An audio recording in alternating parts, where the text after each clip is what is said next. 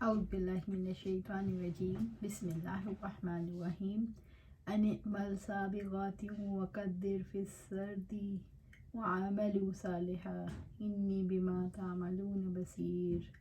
یہ کہ تم کشادہ زیریں بناؤ اور کڑیاں جوڑنے میں اندازہ رکھو اور نیک کام کیا کرو، یقیناً جو بھی تم عمل کرتے ہو میں اس کو خوب دیکھنے والا ہوں۔ سورۃ سبا آیہ 11۔ ان اعمل سابغات وقدر فی السرد، یہ کہ تم کشادہ زیریں بناؤ اور کڑیاں جوڑنے میں اندازہ رکھو۔ اللہ تعالیٰ نے آپ علیہ السلام کو لوہے کے پگھلانے کا اور ڈھلائی کا کام سکھا دیا۔ آپ کا زمانہ اندازاً 101 قبل از مسیح سے 945 قبل از مسیح تک ہے، جبکہ یہی زمانہ لوہے کا زمانہ آئرن ایج کہلاتا ہے۔ اس سے بیشتر جو لوہے سے تلواریں اور نیزے یا دوسری اشیاء بنائی جاتی تھیں، اس کا طریقہ کار یہی تھا کہ لوہے کو آگ میں تپایا جاتا اور جب وہ آگ کی طرح سرخ ہو جاتا تو اس کو کوٹ کوٹ کر اشیاء بنائی جاتی۔ لوہے کی ڈھلائی کے فن سے بھی اگرچہ چند ایک اقوام واقف ہو چکی تھیں، تاہم یہ سب کچھ صیغہ راز میں ہی رکھا جاتا اور جنگی اعراض کے لیے زریں بنانے کا کام داؤد علیہ السلام نے ہی شروع کیا۔ لڑائی کے دوران زرہ چونکہ ایک نہایت اہم ہتھیار ہے، اس لیے اللہ تعالیٰ نے ساتھ ہی یہ بھی فرمایا، کیا تم اللہ تعالیٰ کی اس نعمت کا شکر ادا کرتے ہو کہ اس نے داؤد علیہ السلام کے ذریعے بنی نوع انسان کو زرہ سازی کا فن سکھایا۔ واضح رہے، داؤد علیہ السلام بیت المال میں سے کچھ نہیں دیتے تھے، بلکہ اپنے ہاتھ کی کمائی پر ہی گزار اوقات کرتے، جیسا کہ حدیث میں بھی سے بھی واضح ہے کہ ابو ہریرہ رضی اللہ تعالیٰ عنہ فرماتے ہیں کہ آپ صلی اللہ علیہ وسلم نے فرمایا، داؤد علیہ السلام کی گزر اوقات صرف اپنے ہاتھ کی کمائی پر تھی۔ رب العزت نے آپ علیہ السلام کو زرہ کی صنعت کی تعلیم دی اور زرہ کے حلقوں کو اندازے پر رکھنا سکھایا، یعنی آپ علیہ السلام اندازے کے ساتھ زرہ کا حلقہ بناتے پھر کو ایک دوسرے میں داخل کر دیتے۔ اللہ تعالیٰ کا ارشاد ہے، اور ہم نے اس کو تمہارے لیے زرہ بنانی سکھائی تاکہ تمہاری جنگ میں تمہیں محفوظ رکھے، پھر کیا تم شکر گزار ہو۔ سورۃ الانبیاء آیہ 80۔ وَعَمَلُوا صَالِحًا، اور نیک کام کیا کرو، اللہ تعالیٰ کی اطاعت والے خالص کام کرو، فرائض اور واجبات ادا کرو، گناہ اور حرام کام ترک کر دو۔ انی بما تعملون بصیر، یقیناً جو بھی تم عمل کرتے ہو میں اس کو خوب دیکھنے والا ہوں، یعنی اپنے اعمال کو مفسدات سے بچانے کے لیے اللہ سے ڈرو، کیونکہ وہ اعمال کو دیکھتا ہے، اسے کوئی چیز چھپی ہوئی نہیں۔ وَلِسُلَيْمَانَ الرِّيحَ غُدُوُّهَا شَهْرٌ وَرَوَاحُهَا شَهْرٌ وَأَسَلْنَا لَهُ عَيْنَ الْقِطْرِ وَمِنَ الْجِنِّ مَن يَعْمَلُ بَيْنَ يَدَيْهِ بِإِذْنِ رَبِّهِ وَمَن يَزِغْ مِنْهُمْ عَنْ أَمْرِنَا نُذِقْهُ مِنْ عَذَابِ السَّعِيرِ۔ اور سلیمان علیہ السلام کے لیے ہوا کو تابع کر دیا، اس کا صبح کو چلنا 1 مہینے کا اور اس کا شام کو چلنا بھی 1 ماہ کا تھا، اور ہم نے اس کے لیے تانبے کا چشمہ بہا دیا، اور اس کے رب کے حکم سے بعض جنات اس کے ساتھ کام کرتے، اور ان میں سے جو ہمارے حکم سے سرکشی کرتا ہم اسے بھڑکتی ہوئی آگ کا عذاب چکھاتے۔ سورۃ سبا آیہ 12۔ سلیمان الرِّيحَ، اور سلیمان علیہ السلام کے لیے تابع کر دیا ہوا کو۔ رب العزت نے سلیمان علیہ السلام پر اپنے فضل و کرم کا ذکر فرمایا کہ اس نے ہوا ان کے قبضے میں دے دی جو ان کے حکم پر چلتی، جو آپ علیہ السلام کی فوج اور تخت کو لے کر 1 ماہ کی مسافت آدھے دن میں طے کر لیتی، یوں 2 ماہ کی مسافت 1 دن میں طے کر لیتی۔ غدوُّهَا شَهْرٌ، اس کا صبح کو چلنا 1 مہینے کا، دن کے آغاز سے زوال تک کسی صبح دمشق سے سوار ہوتے اور استخر میں جا کر ناشتہ کر لیتے۔ وَرَوَاحُهَا شَهْرٌ، اور اس کا شام کو چلنا بھی 1 ماہ کا تھا، زوال آفتاب سے لے کر دن کے آخر تک، یعنی زوال کے بعد استخر سے چلتے تو شام تک کابل پہنچ جاتے اور وہاں سے رات گزارتے۔ دمشق سے استخر تک پہنچنے میں ایک تیز رفتار مسافر کو پورا 1 ماہ لگتا، اس طرح استخر سے کابل تک 1 ماہ لگتا۔ رب العزت نے فرمایا، اور سلیمان کے لیے تیز ہوا کو مسخر کر دیا جو اس کے حکم سے اس سرزمین کی طرف چلتی جس میں ہم نے برکتیں رکھی اور ہم ہر چیز کا علم رکھنے والے تھے۔ سورۃ الانبیاء آیا 81۔ وَأَسَلْنَا لَهُ عَيْنَ الْقِطْرِ، اور ہم نے اس کے لیے تانبے کا چشمہ بہا دیا۔ اللہ تعالیٰ نے سلیمان علیہ السلام کے لیے تانبے کا چشمہ جاری کر دیا، اس طرح ان کے لیے برتن بنانے کے اسباب کو جاری کر دیا۔ سلیمان علیہ السلام اس سے مختلف طرح کے برتن بناتے ہیں۔ وَمِنَ الْجِنِّ مَن يَعْمَلُ بَيْنَ يَدَيْهِ بِإِذْنِ رَبِّهِ، اور اس کے رب کے حکم سے بعض جنات اس کے سامنے کام کرتے۔ رب العزت نے سلیمان علیہ السلام کے لیے اپنے حکم سے جنات اور شیاطین کو مسخر کر دیا، وہ ان کے حکم کو پورا کرتے اور ان کے روکنے سے رک جاتے اور اپنے رب کے حکم سے ان کے آگے کام کرتے۔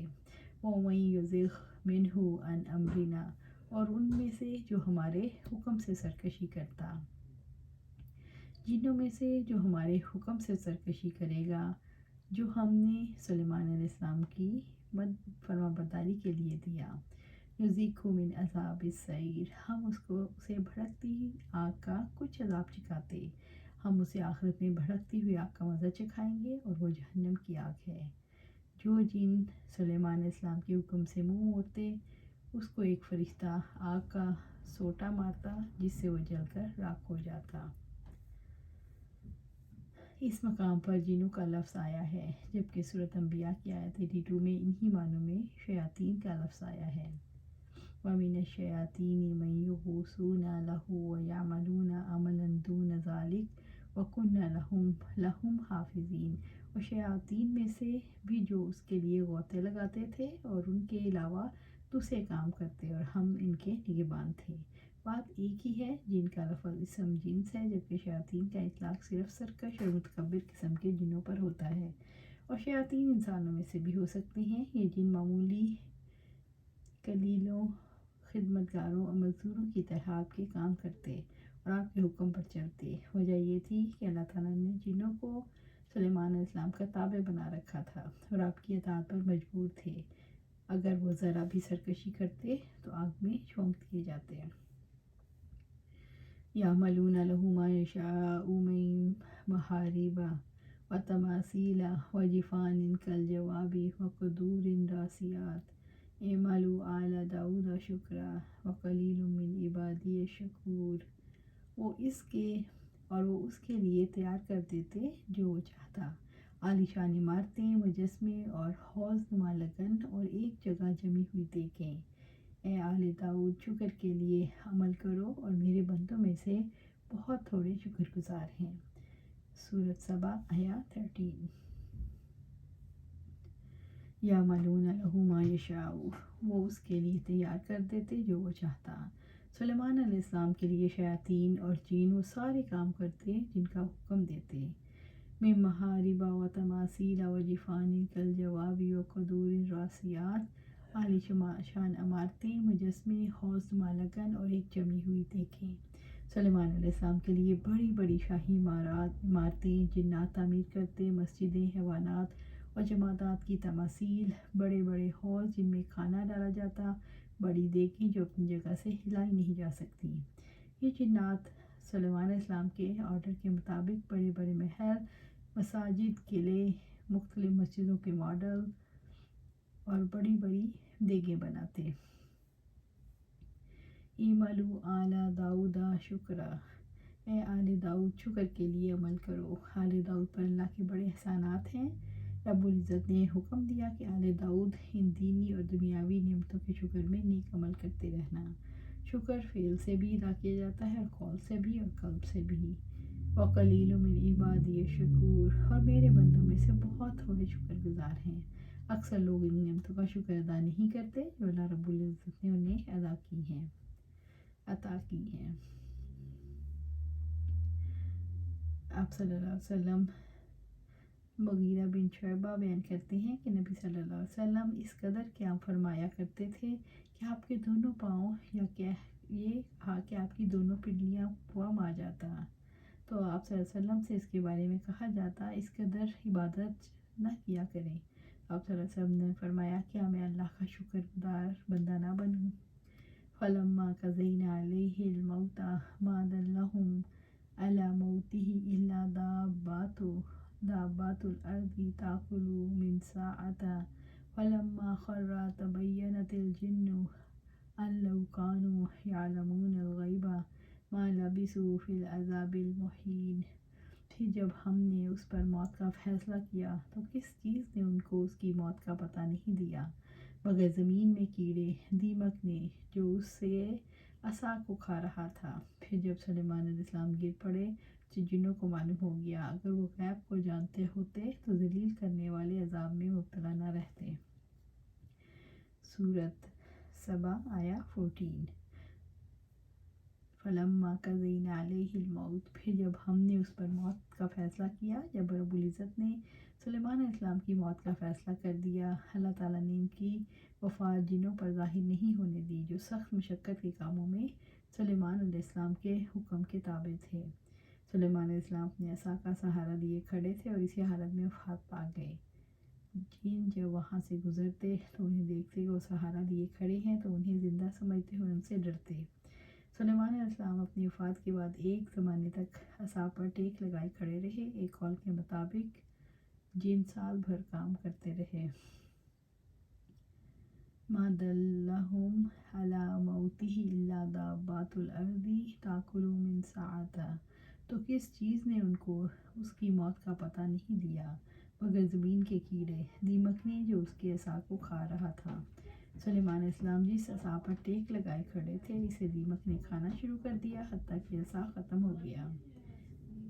فلما خر تبینت الجن ان لو كانوا يعلمون الغیب ما لبثوا في العذاب المحین، پھر جب سلیمان گر پڑے تو جنوں کو معلوم ہو گیا اگر وہ غیب کو جانتے ہوتے تو ذلیل کرنے والے عذاب میں مبتلا نہ رہتے۔ عصا کے ختم ہونے کے ساتھ سلیمان علیہ السلام کا جسد زمین پر آ رہا۔ جنوں کو تب معلوم ہوا کہ وہ تو بہت عرصے سے وفات پا چکے۔ اس وقت جنوں پر یہ بات کھل گئی کہ جن غیب دان نہیں۔ لوگوں کو بھی یقین آ گیا اگر جن غیب دان ہوتے تو سلیمان علیہ السلام کی موت کو جان لیتے اور سال بھر تک اس مشقت میں عذاب میں مبتلا نہ رہتے۔ لقد كان لسبع في مسكنهم آية جنتان عن يمين وشمال كلوا من رزق ربكم واشكروا له بلدة طیبۃ ورب غفور۔ بلا شبہ یقیناً سبا کے لیے ان کے اپنے مسکن میں نشانی موجود تھی، دائیں اور بائیں دو باغ تھے۔ اپنے رب کے رزق میں سے کھاؤ اور اس کا شکر ادا کرو، پاکیزہ شہر ہے اور رب ہے بےحد بخشنے والا۔ سورۃ سبا آیا 15۔ لقد كان لسبع في مسكنهم آیہ، بلا شبہ یقیناً سبا کے لیے ان کے اپنے مسکن میں نشانی موجود تھی۔ رب العزت نے واضح فرمایا قوم سبا کے مساکن میں جہاں وہ آباد تھے ایک نشانی تھی اور وہ یہ کہ اللہ نے انہیں بے شمار نعمتوں سے نوازا، ان کی تکالیف دور کی۔ سبا ایک ایسی معروف قبیلہ تھا جو یمن کے قریب ترین علاقوں میں آباد تھا۔ سبا والے یمن کے بادشاہ اور اس کے باشندے تھے۔ یہاں کے بادشاہ تبا کہلاتے۔ بلقیس بھی سلیمان علیہ السلام نے اس کی طرف دعوت بھیجی۔ ملکہ سبا ہی کی ملکہ تھی۔ یہ لوگ بڑے عیش و آرام سے اس علاقے میں رہتے۔ ان کا ہرا بھرا اور سرسبز و شاداب علاقہ رشک آفرین تھا۔ روزیوں کی فراوانی، گلوں کی ارزانی، میووں اور پھلوں کی بہتات۔ اللہ تعالیٰ نے ان کی طرف رسول بھیجے جو انہیں ہدایت عطا کرتے۔ اللہ تعالیٰ کی عطا کردہ روزیاں کھاؤ پیو اور ان کی توحید کے قائل رہو۔ جنتانی عن یمین و شمال، دائیں اور بائیں دو باغ تھے۔ ان کے پاس ایک وادی تھی جہاں بہت ہی کثرت سے سیلاب آتے۔ انہوں نے اس پانی کا ذخیرہ کرنے کے لیے ایک مضبوط بند تعمیر کیا، چنانچہ سیلاب کا پانی آ کر اس وادی میں جمع ہو جاتا، پھر وہ اس وادی کے دائیں بائیں لگائے ہوئے اپنے باغات کو اس پانی سے سیراب کرتے۔ یہ دو عظیم باغ ان کے لیے اتنا پھل پیدا کرتے جو ان کی معیشت کے لیے کافی ہوتا، اس سے انہیں بہت مسرت حاصل ہوتی۔ کلوا من رزق ربکم واشکروا لہ، اپنے رب کے رزق میں سے کھاؤ اور اس کا شکر ادا کرو۔ رب العزت نے حکم دیا اپنے رب کی چیزیں پاکیزہ چیزیں کھاؤ اور اس کا شکر ادا کرو، اس نے پھلوں کی فراوانی دی اور جو خوراک کا بڑا حصہ فراہم کرتے۔ بلدۃ طیبہ، پاکیزہ شہر ہے، یعنی یہ شہر پاکیزہ اور صحت افزا ہے۔ پاکیزہ چیزیں کھاؤ اور اس پر شکر ادا کرو۔ اس نے اس علاقے کی آب و ہوا کو معتدل، نہایت خوشگوار، پاکیزہ اور صاف بنایا۔ وہاں مکھیاں، مچھر، بچھو اور دیگر کیڑے مکوڑے نہیں تھے۔ رب غفور، اور رب ہے بے حد بخشنے والا۔ رب العزت نے ان سے وعدہ فرمایا اگر وہ اس کا شکر ادا کرتے رہیں تو انہیں بخش دے گا۔ اللہ سبحانہ تعالیٰ سے دعا ہے کہ ہمیں شکر گزار بندہ بنائے۔ اللہ سبحانہ تعالیٰ ہمیں شکر گزار بندہ بنائے، ہمیں قرآن و سنت پر عمل کرنے کی توفیق دے اور اس پر جمع دے۔ آمین یا رب العالمین۔